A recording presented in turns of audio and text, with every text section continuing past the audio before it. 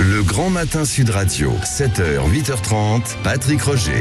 Il est 7h47 sur Sud Radio. Sud Radio vous explique dans la guerre au Proche-Orient. L'une des questions en ce début de semaine, c'est l'attitude du Hezbollah installé au Liban, allié de l'Iran, hostile à Israël. S'exprimant pour la première fois depuis le déclenchement du conflit, le chef du Hezbollah, Hassan Nasrallah, s'est abstenu de déclarer la guerre à Israël dans l'immédiat. C'est ce qu'il a dit vendredi, c'était très attendu. Nous sommes avec Jean-Loup Saman, qui est chercheur associé à l'IFRI, spécialiste du Moyen-Orient et surtout du Hezbollah. Bonjour Jean-Loup Salman. Bonjour. Bonjour. Avant de revenir sur le discours donc de Hassan Nasrallah, le chef du Hezbollah, est-ce qu'on peut expliquer, est-ce que vous pouvez nous rappeler la puissance du Hezbollah militairement et qui finance ce mouvement? Ce qu'est le Hezbollah en quelque sorte, hein.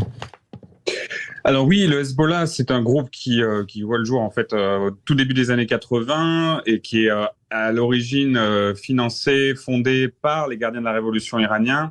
Donc il y a dès le départ une relation très étroite avec Téhéran. Aujourd'hui, on estime qu'en termes d'arsenal, le Hezbollah, c'est 150 000 roquettes, auxquelles s'ajoutent également une centaine de missiles balistiques qui peuvent atteindre un peu partout en Israël. Et également des dizaines de milliers de combattants qui sont mobilisables, sachant que l'une des grandes différences avec le Hamas, c'est que le Hezbollah a aussi une très longue expérience du combat. Ils ont été engagés au cours de la dernière décennie en Syrie, aux côtés des troupes de Bachar el-Assad. Donc c'est un groupe qui, à beaucoup d'égards, a une capacité militaire beaucoup plus importante que le Hamas. Oui, c'est ça. Et comment vous jugez alors l'intervention du chef du Hezbollah vendredi, qui était très attendue? Il y a de la retenue en quelque sorte, c'est ça pour l'instant? Oui, c'était un exercice de style extrêmement délicat pour le leader du Hezbollah, Hassan Nasrallah, qui d'une part veut exprimer de façon très forte sa solidarité envers le Hamas, parce qu'il y a une opinion publique qui attend de lui cette expression de solidarité.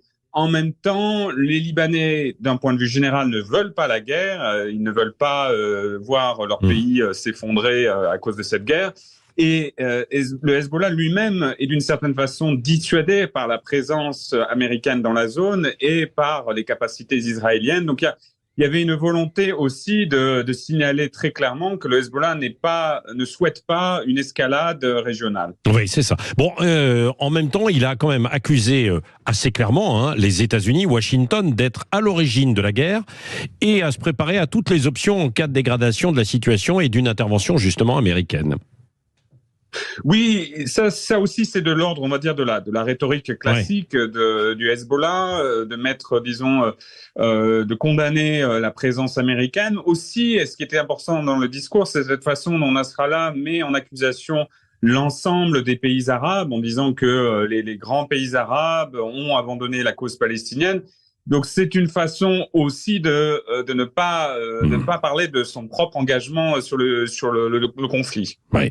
Merci beaucoup Jean-Loup Saman d'être intervenu ce matin sur Sud Radio pour apporter vos explications. Chercheur associé donc à l'IFRI, spécialiste du Moyen-Orient et du Hezbollah. Et évidemment, nous vous rappellerons pour avoir du décryptage au fur et à mesure évidemment de ce conflit qui continue. Et puis justement de la position évolutive potentiellement du Hezbollah.